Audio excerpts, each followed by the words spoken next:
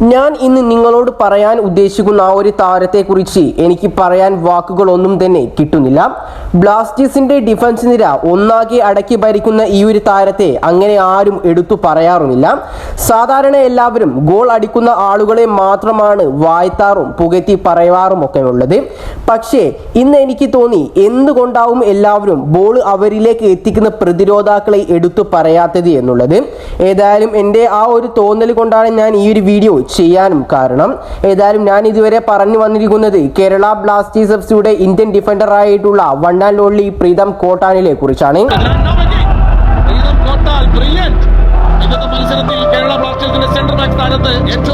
ആയിരം പേരുണ്ടെന്നുള്ള ധൈര്യം നിനക്കുണ്ടെങ്കിൽ നിനക്ക് ഒരു യുദ്ധം ജയിക്കാനാവും. എന്നാൽ നീ മുന്നിൽ നിൽക്കുന്നു എന്ന ധൈര്യം പുറകിൽ നിൽക്കുന്ന 1000 പേർക്കുണ്ടായാൽ ഈ ലോകം നീ കീഴടക്കും.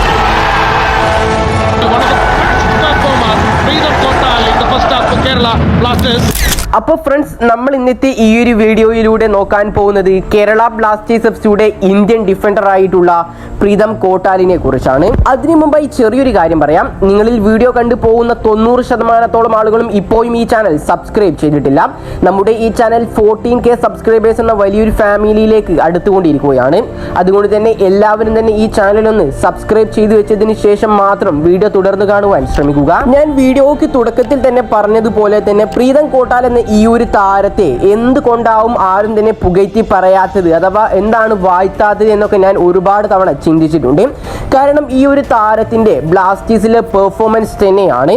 ഏതായാലും കേരള ബ്ലാസ്റ്റേഴ്സ് എഫ്സി 3 വർഷത്തെ ഡീലിലാണ്, അഥവാ 2026 വരെയുള്ള കോൺട്രാക്റ്റിലാണ് മോഹൻബഗാൻ സൂപ്പർ ജെയിൻസിൽ നിന്നും ഒരു സ്വാപ്പ് ഡീലിലൂടെ കേരള ബ്ലാസ്റ്റേഴ്സ് എഫ്സി പ്രീതം കോട്ടാൽ എന്ന ഈ ഒരു ക്യാപ്റ്റൻ മെറ്റീരിയലിനെ ടീമിലേക്ക് എത്തിച്ചിട്ടുണ്ടായിരുന്നത്. അതും ബ്ലാസ്റ്റേഴ്സിലെ സൂപ്പർ താരമായ സഹൽ അബ്ദുസമദിനെ മോഹൻബഗാനിലേക്ക് വിട്ടുകൊടുത്തിട്ടായിരുന്നു പ്രീതം കോട്ടാലിനെ ബ്ലാസ്റ്റേഴ്സ് സ്വന്തമാക്കിയിട്ടുണ്ടായിരുന്നത്.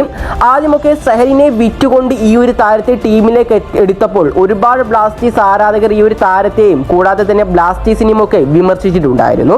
കാരണം അത്രയധികം പെർഫോമൻസ് കാഴ്ചവെക്കുന്ന സഹൽ അബ്ദുസമദിനെ കൊടുത്തിട്ട് എന്താണ് ഇതുപോലുള്ള ഒരു താരത്തെ വാങ്ങിയത് എന്നുള്ളത് അത് സാധാരണ ബ്ലാസ്റ്റേഴ്സ് ആരാധകർ അഥവാ നമ്മൾ തന്നെ ചോദിച്ചു പോകും. പക്ഷേ ആദ്യ സീസണിൽ ആ ഒരു ആരാധകരുടെ വിമർശനം പോലെ തന്നെ ആ ഒരു താരത്തിന് നല്ല രീതിയിലുള്ള പ്രകടനം കാഴ്ചവെക്കാൻ സാധിച്ചിട്ടുണ്ടായിരുന്നില്ല.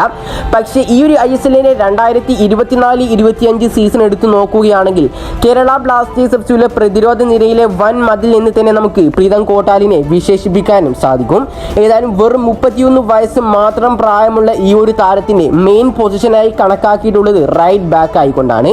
പക്ഷേ ഈ ഒരു താരം സെന്റർ ബാക്ക് ആയിക്കൊണ്ടും ഡിഫൻസീവ് മിഡ്ഫീൽഡർ ആയിക്കൊണ്ടും പന്ത് തട്ടാൻ കൽപ്പുള്ള ഒരു താരം തന്നെയാണ്. കഴിഞ്ഞ ദിവസത്തെ മത്സരം കേരള ബ്ലാസ്റ്റേഴ്സ് എഫ്സിയുടെ ഈസ്റ്റ് ബംഗാൾ എഫ്സിയുമായുള്ള മത്സരം എടുത്തു നോക്കിയാൽ തന്നെ നമുക്ക് മനസ്സിലാക്കാം പ്രീതം കോട്ടാൽ എന്ന ആ ഒരു താരത്തിന്റെ ഡെഡിക്കേഷൻ എന്നുള്ളത്.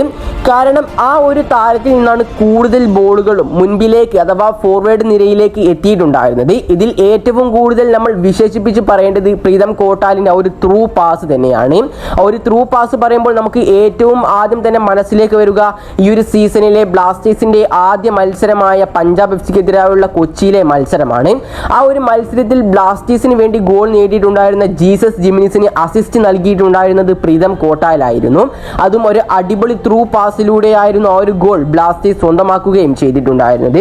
ഏത് വിധേനയും ഈ ഒരു സീസണിൽ പ്രീതം കോട്ടാലിനെ എടുത്തു നോക്കുകയാണെങ്കിൽ എൻ്റെ ഒരു അഭിപ്രായത്തിൽ ഒരു ക്യാപ്റ്റൻ മെറ്റീരിയൽ തന്നെയാണ് പ്രീതം കോട്ടാലി എന്നുള്ളത്. ഇനി ഈ ഒരു ISL സീസണിന്റെ ആ ഒരു താരത്തിന്റെ കണക്കുകൾ എടുത്ത് പരിശോധിക്കുകയാണെങ്കിൽ 2024-25 സീസണിൽ താരം ഇതിനോടകം തന്നെ കേരള ബ്ലാസ്റ്റേഴ്സ് എഫ്സിയിൽ 2 മത്സരങ്ങൾ കളിച്ചിട്ടുണ്ട്. അതിൽ നിന്നൊരു അസിസ്റ്റും ഒരു യെല്ലോ കാർഡും തന്റെ പേരിൽ എഴുതി ചേർത്തിട്ടുമുണ്ട്.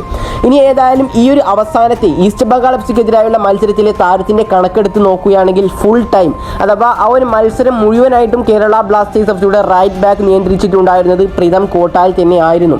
കൂടാതെ തന്നെ ആ ഒരു മത്സരത്തിൽ ഒരു ഫൗളും കൂടാതെ തന്നെ 20 പാസുകളും പ്രീതം കോട്ടാൽ എന്ന ആ ഒരു താരം ക്രിയേറ്റ് ചെയ്തിട്ടുമുണ്ട്. ഇതൊന്നും കൂടാതെ തന്നെ ഈ ഒരു ISLന്റെ 2024-25 സീസൺ തുടങ്ങുന്നതിന് മുമ്പായിക്കൊണ്ട് ഒരുപാട് പുകഞ്ഞു നിന്നിട്ടുണ്ടായിരുന്ന ട്രാൻസ്ഫർ റൂമറുകളും അഥവാ ട്രാൻസ്ഫർ അപ്ഡേറ്റുകളൊക്കെ ഉണ്ടായിരുന്നു.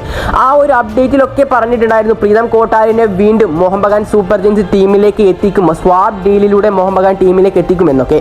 പക്ഷേ ബ്ലാസ്റ്റേഴ്സിന് അറിയാം ഈ ഒരു താരത്തെ വിട്ടുകൊടുത്താൽ അത് ബ്ലാസ്റ്റേഴ്സിന് ഏറ്റവും കൂടുതൽ തിരിച്ചടിയാവും എന്നുള്ളത്. അതുകൊണ്ട് തന്നെയാണ് പ്രീതം കോട്ടാലിന് പകരമായിക്കൊണ്ട് ഒരു താരത്തെയും കൂടാതെ തന്നെ മോഹൻ ബഗാൻ സൂപ്പർ ജയൻസിനോട് വലിയ രീതിയിലുള്ള ഒരു തുകയും ബ്ലാസ്റ്റേഴ്സ് ആവശ്യപ്പെട്ടിട്ടുണ്ടായിരുന്നത്. കാരണം ഇത്രയധികം എഫേർട്ട് ഇട്ട് കളിക്കുന്നതും എക്സ്പീരിയൻസ് ആയിട്ടുള്ള ഒരു താരത്തെ അഥവാ ഡെഡിക്കേറ്റഡ് ആയിട്ടുള്ള ഒരു താരത്തെ മോഹൻ ബഗാനിലേക്ക് വീണ്ടും ബ്ലാസ്റ്റേഴ്സ് വിട്ടു കൊടുക്കുകയാണെങ്കിൽ അത് ബ്ലാസ്റ്റേഴ്സിന് തന്നെ തിരിച്ചടിയാവുമെന്ന് നമുക്കും ഉറപ്പാണ്. ഏതായാലും ബ്ലാസ്റ്റേഴ്സ് ആ ഒരു താരത്തെ വിട്ടുകൊടുക്കാതെ നന്നായി എന്നാണ് എൻ്റെ ഒരു അഭിപ്രായം. കൂടാതെ ബ്ലാസ്റ്റേഴ്സിന്റെ ഡിഫൻസ് നിരയിലെ വൻമതിലായ മിലോസ് ഡ്രിൻസിച്ചിനോടൊപ്പം ഒരു കോമ്പിനേഷൻ ചെയ്ത് കളിക്കാൻ ഈ ഒരു താരത്തിന് സാധിക്കുന്നുണ്ട്. അതുകൊണ്ട് തന്നെ കേരള ബ്ലാസ്റ്റേഴ്സ് FC ആ ഒരു 2026 വരെയുള്ള കോൺട്രാക്ട് ഇനിയും നീട്ടാനുള്ള സാധ്യത ഞാൻ എൻ്റെ മനസ്സിൽ കാണുന്നുമുണ്ട്. അതുകൊണ്ട് തന്നെയാണ് ഞാൻ ഈ ഒരു വീഡിയോക്ക് ഇറങ്ങി തിരിച്ചിട്ടുള്ളതും. കാരണം എന്താണെന്ന് വെച്ചാൽ പ്രതിരോധ നിരയിലെ ഒരുപാട് താരങ്ങളും ഇപ്പോഴും അടിപൊളിയായി കളിക്കുന്ന ഒരുപാട് താരങ്ങളും ഇപ്പോഴും മുൻപോട്ട് വരുന്നില്ല, അഥവാ ആരും തന്നെ ശ്രദ്ധിക്കാതെ പോകുന്നുണ്ട്. കാരണം ബ്ലാസ്റ്റേഴ്സിനെ തന്നെ എടുത്ത് നോക്കുകയാണെങ്കിൽ ബ്ലാസ്റ്റേഴ്സിലെ പ്രതിരോധ നിരയിലെ താരങ്ങൾ ആരും ഒന്നും അങ്ങനെ എടുത്ത് പറയാറില്ല. കാരണം അവരുടെ ഭാഗത്തുള്ള ഒരു സ്ലൈഡിങ് കണ്ടാൽ ഓ അടിപൊളി, പ്രീതം കോട്ടാൽ അടിപൊളി അങ്ങനെ മാത്രം പറയും. പക്ഷേ ബ്ലാസ്റ്റേഴ്സിൽ ഒരു താരം ഗോൾ അടിച്ചു കഴിഞ്ഞാൽ അവരെ തലയെ കൊണ്ട് വെച്ച് നടക്കുന്ന ഒരു സ്വഭാവം ബ്ലാസ്റ്റേഴ്സിനല്ല എല്ലാ ടീമിൻ്റെ ആരാധകർക്കും ഉണ്ട്. പക്ഷേ നമ്മളൊന്ന് ആലോചിക്കേണ്ടത് എന്താണെന്ന് വെച്ചാൽ ആ ഒരു സഫർ എല്ലാം ഏറ്റുവാങ്ങുന്ന അഥവാ ഒരു ടെൻഷനുകളെല്ലാം ഉള്ളത് പ്രതിരോധ നിരയിൽ തന്നെയാണ്. ആ പ്രതിരോധ നിരയിലെ താരങ്ങളെ എന്തുകൊണ്ടായിരിക്കും ആരും എടുത്ത് പറയാത്തത് എന്ന് നമ്മൾ ഇപ്പോഴും ചിന്തിക്കേണ്ടതുണ്ട്. അതുകൊണ്ട് തന്നെയാണ് ഞാൻ ഈ വീഡിയോ പ്രീതം കോട്ടാലിനെ കുറിച്ച് ചെയ്തിട്ടുള്ളത്. ഇത്രയധികം ഡെഡിക്കേറ്റഡ് ആയിട്ടുള്ള ഒരു താരം, കൂടാതെ തന്നെ മോഹൻ ബഗാൻ സൂപ്പർ ജയൻസിൽ നിന്നും ISL കിരീടം വരെ സ്വന്തമാക്കിയ ഒരു താരത്തെ ബ്ലാസ്റ്റേഴ്സ് വിട്ടുകൊടുത്തിട്ടില്ല. പക്ഷേ എന്തുകൊണ്ടായിരിക്കും പ്രീതം കോട്ടാലിനെ വീണ്ടും മോഹൻ ബഗാൻ ടീമിലേക്ക് എടുക്കാൻ ശ്രമിക്കുന്നത് എന്ന് നമുക്ക് ആർക്കും ആലോചിച്ചാൽ മനസ്സിലാവും. കാരണം ബ്ലാസ്റ്റേഴ്സിലെ ആരാധകർ മനസ്സിലാക്കുന്നില്ല എന്ന് മാത്രം പറയാം. കാരണം താരത്തിന്റെ പഴയ club Mohun Bagan super giants ഇപ്പോഴും താരത്തിന്റെ കളിയിൽ അഥവാ ഒരു പെർഫോമൻസിൽ തൃപ്തരാണ്. അതുകൊണ്ട് തന്നെയാണ് പ്രീതം കോട്ടാലിനെ വീണ്ടും മോഹൻ ബഗാൻ സൂപ്പർ ജയൻസ് ടീമിലേക്ക് എത്തിക്കാൻ ശ്രമിച്ചിട്ടുള്ളത്. അതുപോലെ തന്നെയാണ് ബ്ലാസ്റ്റേഴ്സിലെ സൂപ്പർ താരമായ രാഹുൽ കെപിന്റെ പ്രകടനത്തിൽ ഒരുപാട് ISL ടീമുകൾക്ക് ഇപ്പോഴും സംതൃപ്തി ഉണ്ട്. പക്ഷേ ആ ഒരു താരം ആ ഒരു ഡെഡിക്കേഷൻ അഥവാ ബ്ലാസ്റ്റേഴ്സിനുള്ള ഒരു കൂറ് കൊണ്ട് തന്നെയാണ് രാഹുൽ കെപി ഇപ്പോഴും ബ്ലാസ്റ്റേഴ്സിൽ നിൽക്കുന്നത്. അതുപോലെ തന്നെയാണ് പ്രീതം കോട്ടാൽ മുമ്പ് പറഞ്ഞിട്ടുള്ളത് കേരള ബ്ലാസ്റ്റേഴ്സ് FCയിൽ എനിക്കൊരു ISL കിരീടം ഉയർത്തണം എന്ന് തന്നെയാണ്. അതുകൊണ്ട് തന്നെ പ്രീതം കോട്ടാലിന്റെ ആ ഒരു ഡെഡിക്കേഷൻ ലെവൽ അഥവാ ആ ഒരു മൈൻഡ് സെറ്റ് നമ്മൾ ഇപ്പോഴും ചിന്തിക്കേണ്ടതുണ്ട്. ഏതായാലും കേരള ബ്ലാസ്റ്റേഴ്സ് FC ഈ ഒരു പ്രീതം കോട്ടാലിനെ ടീമിൽ നിലനിർത്തുന്നതിനെ കുറിച്ചുള്ള നിങ്ങളുടെ അഭിപ്രായം, കൂടാതെ ഇനി ഏത് താരത്തെയാണ് ഞാൻ ഇതുപോലുള്ള അനാലിസിസ് ചെയ്യേണ്ടതെന്നുള്ള നിങ്ങളുടെ അഭിപ്രായം താഴെ കമന്റായി രേഖപ്പെടുത്താൻ മറക്കാതിരിക്കുക. പിന്നെ ആദ്യം പറഞ്ഞൊരു കാര്യം വീണ്ടും ഓർമ്മിപ്പിക്കുകയാണ്, 14K സബ്സ്ക്രൈബേഴ്സ് എന്ന വലിയൊരു ഫാമിലിയിലേക്കാണ് നമ്മൾ നിലവിൽ അടുത്തുകൊണ്ടിരിക്കുന്നത്. അതുകൊണ്ട് എല്ലാവരും തന്നെ ചാനലൊന്ന് മാക്സിമം സബ്സ്ക്രൈബ് ചെയ്യാനും ഈ ഒരു വീഡിയോ ലൈക്ക് അടിക്കാൻ കൂടി ശ്രമിക്കുക. അപ്പോൾ ഇതുപോലുള്ള കൂടുതൽ നിങ്ങൾക്ക് ഇൻട്രസ്റ്റിംഗ് ആയിട്ടുള്ളതും കൂടാതെ തന്നെ ബ്ലാസ്റ്റേഴ്സിന്റെ ഏറ്റവും പുതിയ മത്സരങ്ങളെ കുറിച്ചുള്ള അനാലിസിസുമായി ഞാൻ വീണ്ടും നിങ്ങളുടെ മുന്നിലേക്ക് വരുന്നവരേക്കും എല്ലാവർക്കും ഗുഡ് ബൈ.